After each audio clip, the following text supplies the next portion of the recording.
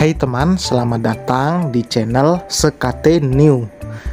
Jangan lupa pada teman-teman untuk like, komen, dan subscribe supaya tidak ketinggalan update dari channel ini. Mimin ucapkan terima kasih. Selamat menyaksikan. CEO Angkuh bab 51. Apa kabar teman semua? Ini adalah postingan perdana di tahun 2024 ini. Semoga resolusi ataupun yang akan direncanakan di tahun ini terkabul semua. Amin ya robbal alamin. Terima kasih telah menunggu postingan perdana di 2024. Langsung saja kita mulai. Daripada nanya-nanya ujungnya malu, mending nyoba aja. Sebelah mata Bian mengerling nakal. Mata Hanin menyipit menatap Bian. Itu mah maunya kamu aja. Kok tahu sih? Tunggu sebulan lagi. Kamu serius? Sebelah alis Bian terangkat. Emang wajahku kelihatan bercanda apa? Bian hanya menghela napas berat. Begini risikonya punya istri bocil. Meski usianya sudah terbilang dewasa, tapi pemikiran Hanin itu sangat polos. Mungkin setelah melakukan pencarian di internet, baru ia akan menyadari.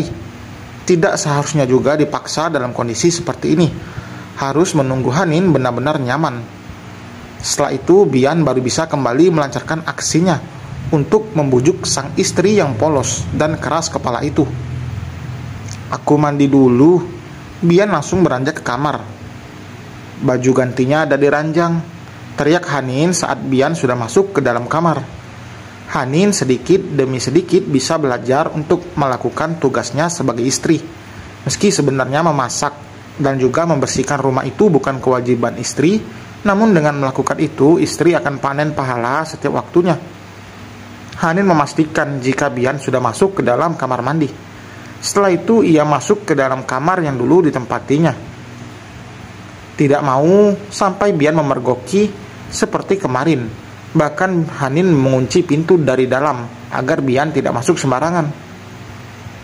Emang harus berapa kali sih? Gue kan mana tahu soal begituan. Gumam Hanin lalu jarinya menari, mengetik di pencarian. Berapa kali seharusnya istri melayani suami? Ia sampai geli sendiri saat mengetiknya. Banyak artikel yang muncul di sana.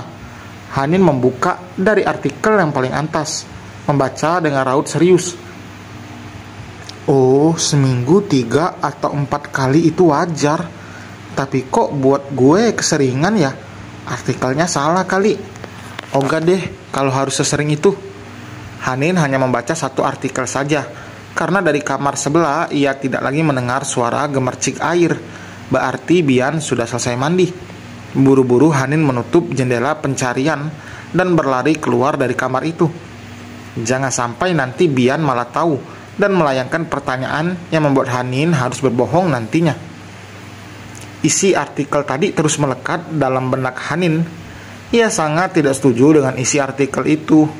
Ingin menanyakan pada kakaknya yang ada, nanti malah ia ditertawakan. Tapi jika tidak ditanyakan, Hanin akan mati penasaran. Mikirin apa sampai kedingnya keriput kayak nenek-nenek gitu? Hanin meringis. Sakit mas. Bian pun mencium Hanin. Masih sakit? Tanyanya setelah mengecup kening Hanin yang dijitaknya tadi. Modus. Enggak apa-apa, sama istri sendiri kok. Yang enggak boleh itu sama istri orang lain, sautnya dengan tawa pecah.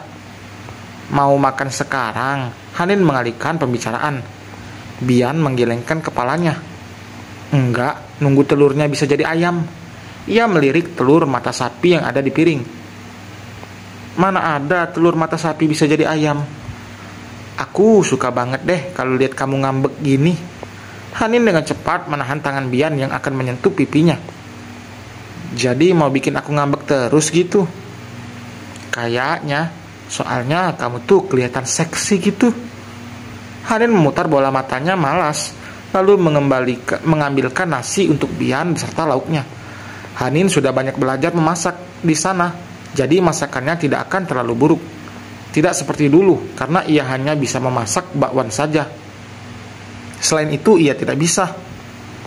Besok, kalau kamu bosen di rumah, kamu bisa main ke rumah Mami atau ke rumah Kaal sambil belajar momong bayi di sana kan?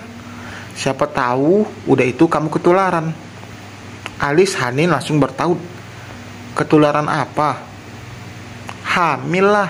Masa ketularan tua dari Kaal? Nggak rela aku. Aku bilangin lo ya, jahat banget bilang Kaal tua. Usianya nggak beda jauh sama kamu. Berarti kamu juga tua dong. Bian menghembuskan napas kasar.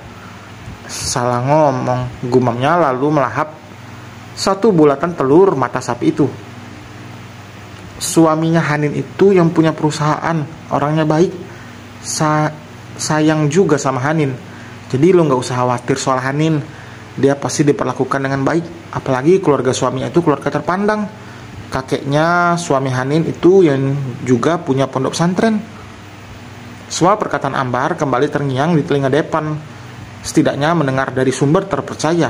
Itu bisa membuat Devan tenang. Meski begitu, Devan tetap penasaran, ingin melihat seperti apa sosok suaminya Hanin.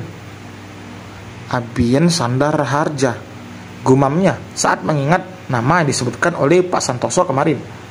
Saat mengetik di mesin pencarian, semua info soal Bian langsung muncul. Namun belum ada artikel yang memberitakan soal pernikahan Bian dan Hanin, karena pernikahan mereka akan diumumkan saat nanti menggelar resepsi. Tapi Bian sudah berencana untuk tidak memperlihatkan wajah Hanin demi kenyamanan wanita itu juga.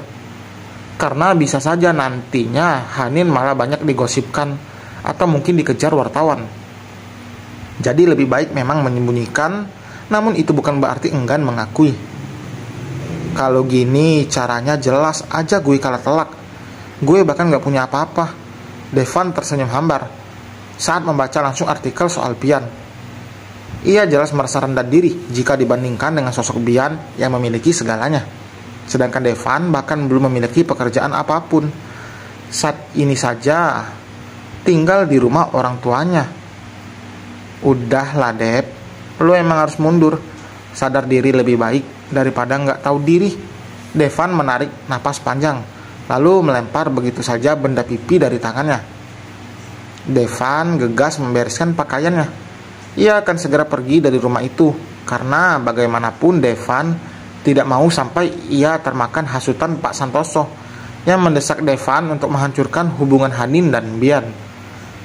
Tidak ada sama sekali keinginan Devan menikmati fasilitas yang diberikan oleh ayahnya. Bahkan motor yang dibelikan Pak Santoso saja ditinggalkan oleh Devan. Mumpung lelaki parubaya itu tidak ada di rumah, ini kesempatan Devan untuk pergi. Ia bahkan tidak meninggalkan pesan apapun dan pergi begitu saja. Devan ingin menjalani hidup sesuai dengan keinginannya, bebas tanpa dikekang dan juga ditekan. Devan memiliki hak untuk hidup bebas karena ia sudah dewasa dan tahu mana yang baik dan tidak. Sebagai orang tua, Pak Santoso harusnya mendukung, bukannya malah mencekal, hingga membuat Devan semakin berontak dan enggan untuk berurusan lagi dengan ayahnya. Saat pulang ke rumah dan tidak mendapati Devan, Pak Santoso marah besar. Ia bahkan tidak menduga jika Devan akan pergi dari rumah hanya karena permintaannya kemarin. Ia berpikir seharusnya jika Devan merasa dirugikan, pasti mau bekerja sama. Namun sayang Devan tidak memiliki otak licik dan hati busuk seperti Pak Santoso. Devan malah memilih untuk pergi dari rumah itu. Sialan, dasar anak durhaka. Sampai aku menemukanmu, tak ada ampun untukmu, geram Pak Santoso. Ia menghubungi orang kepercayaannya untuk mencari keberadaan Devan. Jika sampai ketemu, maka Devan akan disiksa oleh ayahnya itu. Pak Santoso adalah sosok yang keras. Tidak hanya keras kepala, tapi perlakuan dan sikapnya pun keras. Ia tidak akan segan-segan menyakiti Devan.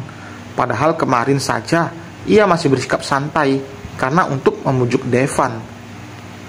Cara lembut tidak mempan, maka ia akan memakai cara kasar. Pak Santoso berniat main-main dengan Bian. Itu sama saja dengan menggali kuburannya sendiri. Gimana? 2 hari tinggal di sini? Udah kerasan belum?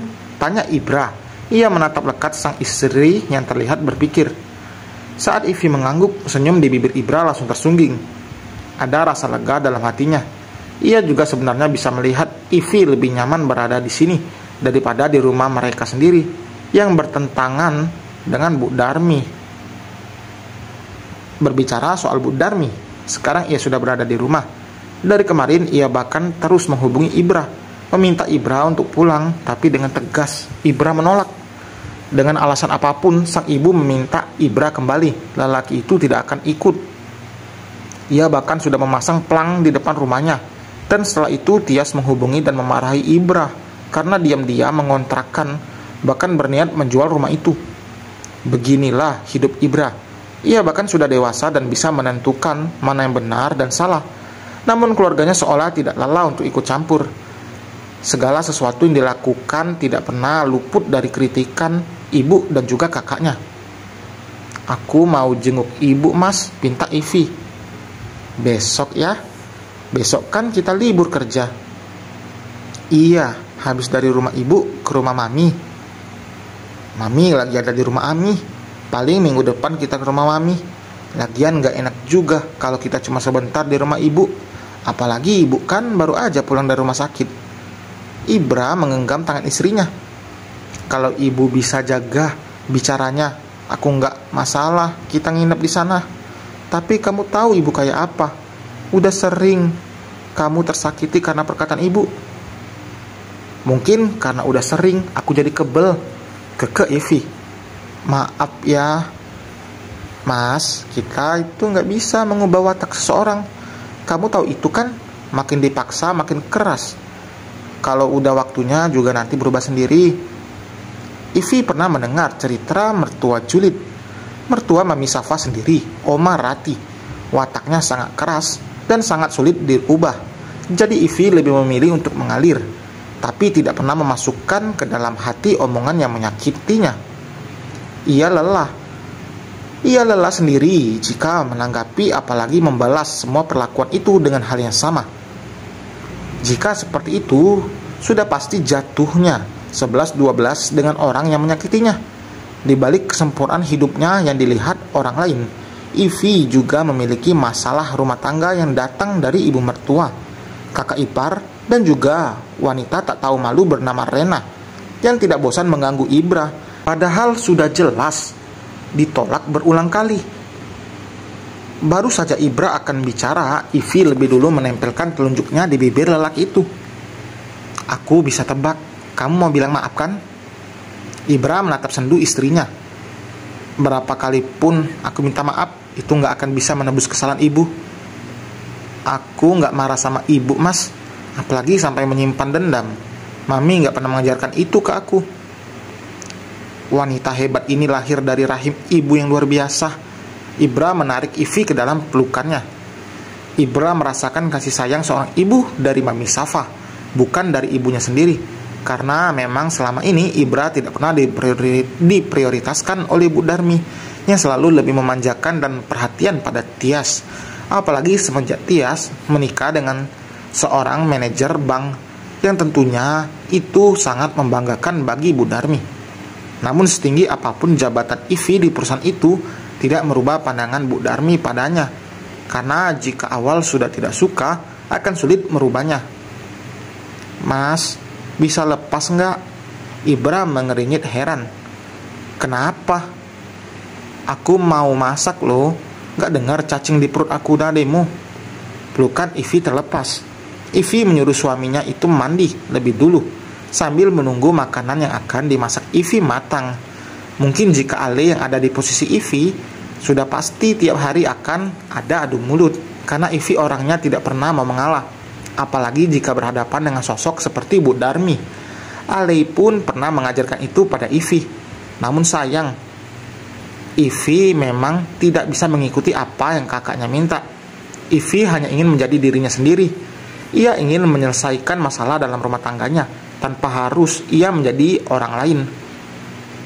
Terkadang orang-orang sekitarnya yang kesal karena melihat Ivy begitu santai. Tapi Ivy nyatanya tidak bisa dipaksa untuk marah dan bertengkar dengan Bu Darmi. Setiap orang berbeda-beda dalam menyelesaikan masalah. Ivy lebih tahu soal hidupnya. Jadi ia juga tahu jalan mana yang lebih bagus. Meski semuanya tidak bisa instan.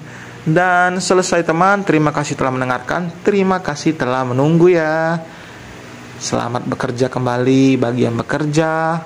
Semoga tahun ini lebih baik daripada tahun kemarin. Amin ya robbal alamin. Jangan lupa like, komen, dan subscribe. Sampai berjumpa di bab berikutnya. Bye.